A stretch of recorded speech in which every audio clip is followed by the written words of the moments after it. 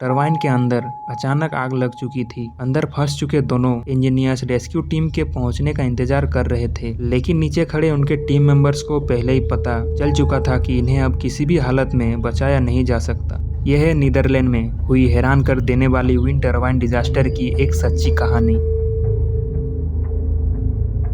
29 अक्टूबर 2013 की सुबह 4 टेक्नीशियंस की एक मेंटेनेंस टीम को नीदरलैंड की पेट विंड फार्म विंड टरबाइन्स का रूटीन चेकअप करने के लिए जाना होता है। इस टीम में 2 एक्सपीरियंस टेक्नीशियंस हैं और पिछले कई सालों से विंड टरबाइन्स पर काम भी कर चुके थे। बाकी 2 नए टेक्नीशियंस हैं। एक का नाम है अर्जान कोर्टेस और इसकी एज 21 साल है और दूसरे टेक्नीशियन का नाम है डॉन कुले जो कि सिर्फ 19 साल का है। इन दोनों ने कुछ ही महीनों पहले कंपनी को ज्वाइन किया है। आज का काम भी सिंपल था। इस पेट विंड फार्म के सारे विंड टरबाइन्स का अच्छे से इंस्पेक्शन करने का, इलेक्ट्रिकल सिस्टम के सभी वायर्स और मशीन ठीक से काम कर रहे हैं या नहीं चेक करने का था और ये देखना कि फार्म के सभी विंड मिल्स अपने कैपेसिटी के हिसाब से इलेक्ट्रिसिटी जनरेट कर पा रहे हैं या नहीं। इनके लिए ये कोई नया काम नहीं था। ऐसे रूटीन मेंटेनेंस चेकअप हर कुछ महीनों में होती रहती थी और ये टीम इस टाइप के टरबाइन्स पर पहले भी कई बार सक्सेसफुली काम भी कर चुके थे। लेकिन आज किसी को नहीं पता था कि जिस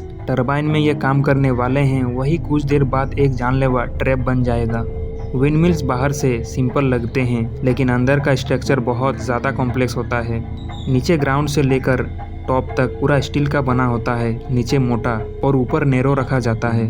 इसके अंदर एक सीढ़ी लगी होती है। इंजीनियर्स इसी का इस्तेमाल करके ऊपर जाते हैं। टरबाइन के सबसे ऊपर के हिस्से को नेसल कहा जाता है। यही टरबाइन का मेन इंजन रूम होता है और इसी के अंदर वो सारे मशीन्स और हाई वोल्टेज इलेक्ट्रिकल इक्विपमेंट जैसे जनरेटर और ट्रांसफार्मर इंस्टॉल किया रहता है। यही वो जगह है जहाँ 21 साल का अर्जान और 19 साल का डॉन कुले मेंटेनेंस का काम कर रहे थे। जमीन से इनकी हाइट थी लगभग 67 मीटर यानी करीब 220 फीट। मेंटेनेंस का काम चल ही रहा था। काम को शुरू किए 30 मिनट्स ही हुए थे कि अचानक दोनों को नीचे की तरफ से कुछ फटने की आवाज़ सुनाई दी। इनको लगा ये आवाज़ नीचे काम कर रहे हैं बाकी 2 मेंबर्स की तरफ से आई होगी। मेंटेनेंस के दौरान अक्सर मशीनों से ऐसी आवाज़ आती रहती थी। ये सोचकर दोनों फिर से वापस काम में लग गए, लेकिन आज आवाज़ बिल्कुल भी नॉर्मल नहीं था।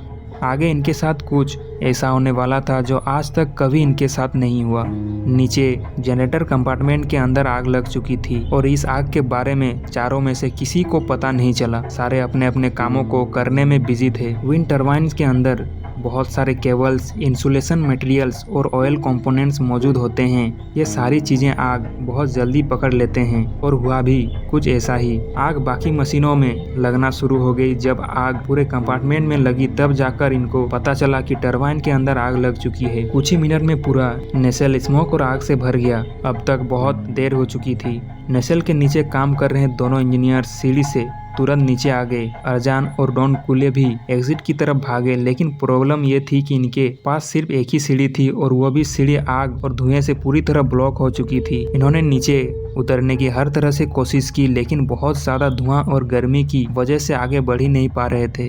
अब ये पूरी तरह से टरबाइन के ऊपर फंस चुके थे। एक तरफ आग की तेज लपटें, दूसरी तरफ 67 मीटर की जानलेवा हाइट और तीसरा कोई ऑप्शन नहीं बचा। नीचे ग्राउंड पर पहुंच चुके दूसरे 2 मेंबर्स इस सिचुएशन को देखकर हैरान हो चुके थे। उन्होंने तुरंत फायर ब्रिगेड की इमरजेंसी सर्विस को कॉल लगाया। फायर ब्रिगेड की टीम भागते हुए इनके पास पहुंची। साथ में एक एम्बुलेंस भी पहुंच चुकी थी। अंदर आग की लपटें लगातार बढ़ती जा रही थी। दोनों किसी तरह टरबाइन के रूप पर आ गए। जलती हुई नेसेल से अब पूरी तरह बाहर आ चुके थे। सबको लगा कि अब इन्हें बचा लिया जाएगा, लेकिन एक और प्रॉब्लम सामने आ गई। फायर ब्रिगेड की लेडर्स और वाटर स्प्रे टरबाइन की हाइट बहुत ज़्यादा होने की वजह से उन तक पहुंच ही नहीं पा रही थी।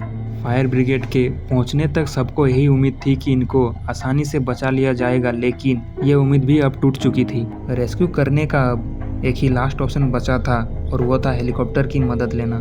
हेलीकॉप्टर को बुलाया गया।